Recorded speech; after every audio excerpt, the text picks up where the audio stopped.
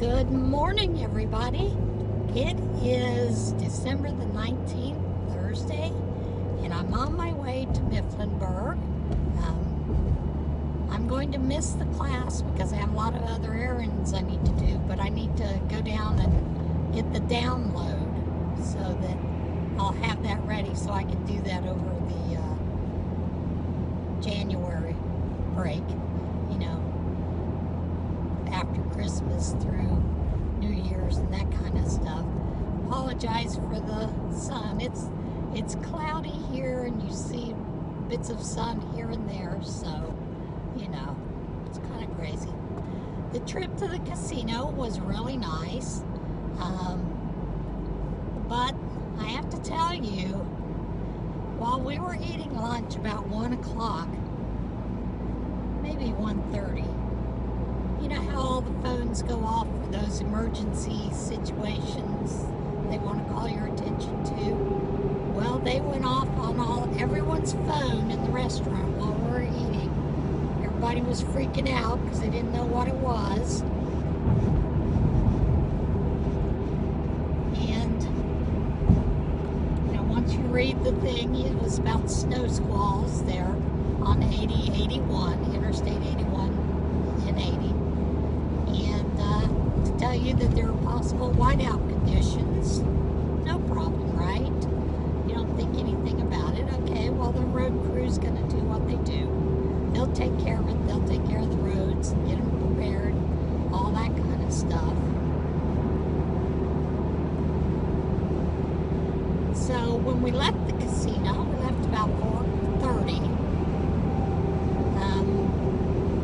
We got into this on Interstate 81, going to 80. They had done nothing to the roads. Nothing. So they were slippery, they were slick.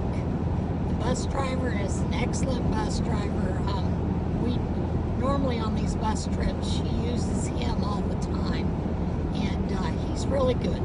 So he got us to 80. When we finally got to 80, the roads were dry. Looked like a little bit of dusting. And then we got to the area of mile 1 run. And on the opposite side, they had a 22-car pileup. And had a fatality and about 40 injuries, I think, that they sent up to Evangelical Hospital. I don't know if it was quite 40, but it was probably right in there. And I'm pretty sure the fatality was one of the truck drivers. Just from the pictures that I've seen, I don't know how, it probably took an hour and a half to get him out of it.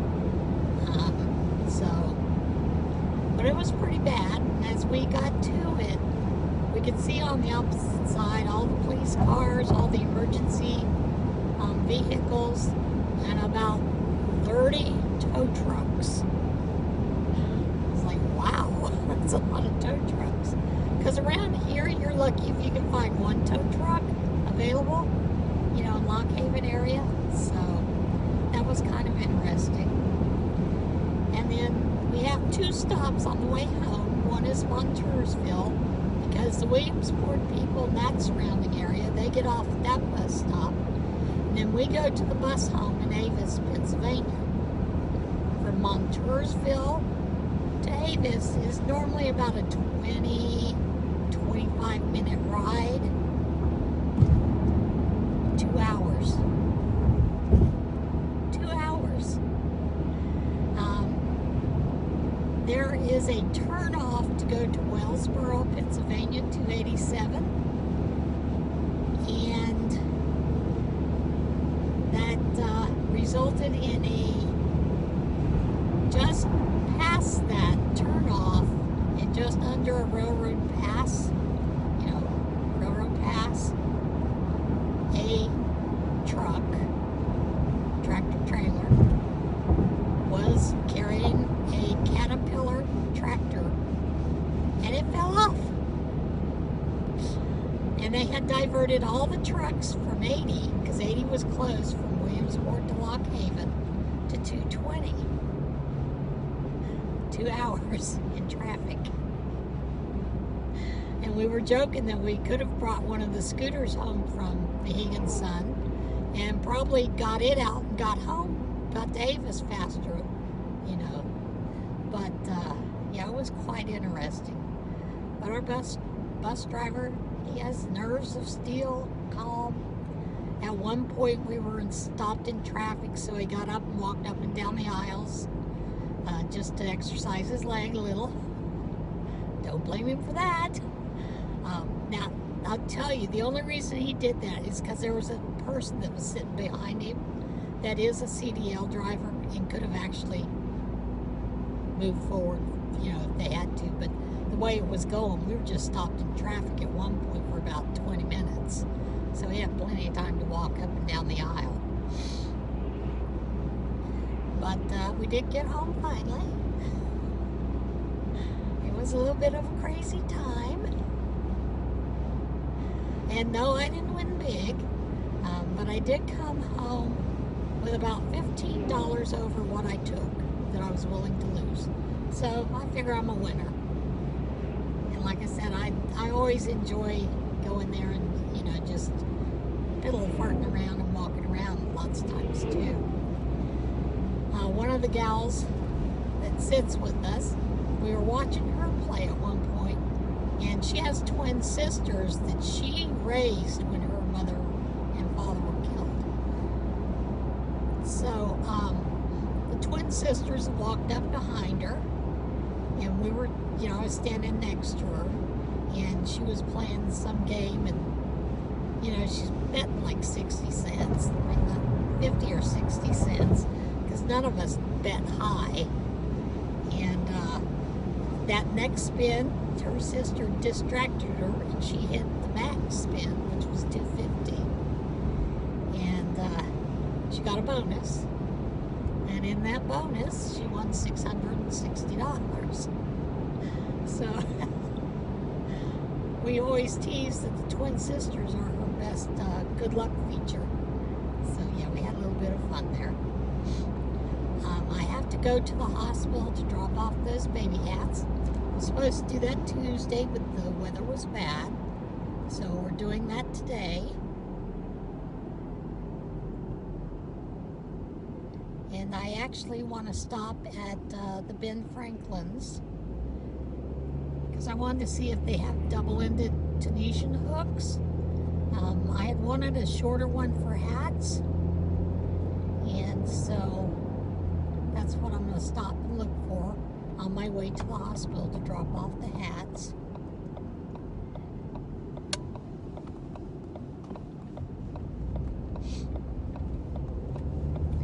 Now, I didn't get anything done. I didn't do any crocheting at all yesterday. And I realized I'm a little bit behind on one Christmas gift. So hopefully I can get that done in the next, what, 4 days? 5 days? Because we open presents Christmas Eve, you know. And I've told you about that before. Mother-in-law gives us, each one of us, $100, and we're expected to buy our own Christmas gift. And once we buy our Christmas gift, we have to wrap it up, put it under the tree, and then look surprised when we open it up. That's just one of her little things. That's okay. We play along. But like I told my husband, I said it's kind of getting grumbly that you hadn't towed all that, you know. Because I'm one of those, I'll get little knickknacks, but of course I'll throw it all into a Christmas bag with some tissue paper over it so I don't have to worry about it. My husband, he usually gets something big that he has to wrap up and take in. I don't know, I think he used part of his money to get some kind of swivel base that he can put his Xbox on and bring it over in front of him in his recliner to play. Never heard of such a thing, but you know, you can find just about anything these days. I told him just make sure you don't order it from China because you won't get it till, you know, in the January. started laughing. He said, it's coming direct from Amazon. I said, well, direct from Amazon doesn't mean anything. And he goes, what do you mean? I said, well, I ordered you some Christmas presents, and they're not coming till the day we leave. He goes, well, when did you order them? 2 weeks ago. And they were supposedly supplied by Amazon. So Amazon was really behind on their orders. So yeah, it's a bit of a mess. They opened up 80 again, and I'm on 80 today. It's clear. But last night it was a mess. Now I'm going to go over the mountain once I get to Loganton. And I'm hoping that the mountain's not too bad. I did call the state troopers, and they said the last that they had seen, it was clear. That the cold last night did some kind of condensation. I can't think of the word. But it's where the air actually dries everything up and takes away the moisture. So, you know, they told me that it was clear when they went through this morning at 5 a.m. So that's a good thing. Because nobody likes slip roads, especially me. I get kind of cranky with that kind of stuff. Now, I have been noticing that a lot of folks for the Cal, there have been a lot of things about wanting, a lot of remarks about Tunisian. So I'm thinking we'll do a Tunisian starting the first week of January. Probably about 2 weeks worth. And what I'm thinking right now in my head is to do a sampler blanket. Just a small blanket, like a lap robe type blanket. And we'll do some different Tunisian stitches. And at the same time, I'm going to attempt to show you how to read Tunisian crochet patterns. And then the next cal that we'll do is a crochet cal. And while we're doing that, we'll look at how to read patterns. And I'll show you how I learned, because I had no one to teach me. By the time that I was reading patterns, my mother had already passed away, and there was no one around me that actually did crochet.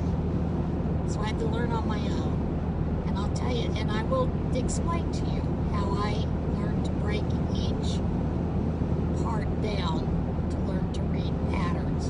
And we'll probably use a common pattern, you know, or maybe I'll write one up, you know, for the cal. I haven't decided. I think we're going to do a shawl or just a wrap for the cal. A wrap would be easier because you don't have to worry about adding a lot of stitches at the end, center, those kind of things for the first one.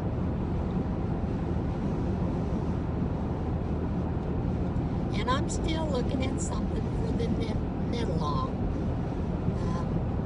One of my friends gave me a suggestion. So what I'm doing is I'm trying to see if I can get permission from the person who designed the pattern. It's a free pattern to do a tutorial or to use it as a knit along. So we'll see how that goes.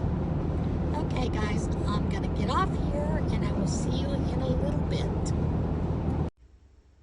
The word I was looking for in the car was not condensation, it was sublimation. It's basically where the ice evaporates over time. And, you know, it's like when you feel it, if you don't have an ice maker in your refrigerator, you may have 2 or 3 ice trays, you know, in the freezer, and you never get to the very bottom one, and then a couple of weeks later, go to pull the bottom one, and it's empty, and you're like, I know I filled it in. It evaporates. So, couldn't think of the word. As I came by, I stopped before I went to the hospital. Ben Franklin's didn't have double-ended Tunisian hooks. And I couldn't remember if AC Moore did or not. So I thought, well, I'll just go ahead and stop in at AC Moore. And, you know, I had about an hour to kill, so I was like, oh, might as well go kill an hour. So I stopped in at AC Moore, and they did get some more of the Stitch Studio yarn in. Not a whole lot of it, but they put it out, and so I picked up some more skeins of that. And I picked up a couple of 1 pound mill ends, and those are going to go into the giveaway. And the giveaway I'm going to announce probably Sunday, so we'll go from there. I'm still trying to see what I can cram into the box. It should be interesting. And then while I was there, they had some little cotton kitchen towel sets that had snowflakes on them, and you know, winter theme, not Christmas me, but winter theme. So I picked up a couple of those, and I picked up some of the pashmina type scarves because it was 40% off of those, and which made it about half the regular, close to half the regular price, for some Christmas gifts in case I don't get the ones finished. I have a backup. Whew. And a couple of the beads, because beads were, I think they were, I can't remember if they were 40 or 50% off. But, and they were just the string beads. And I always like to have a lot of those on hand for stitch markers or for beadwork or just really anything, to fancy up some crochet or whatever. So I did get some of that.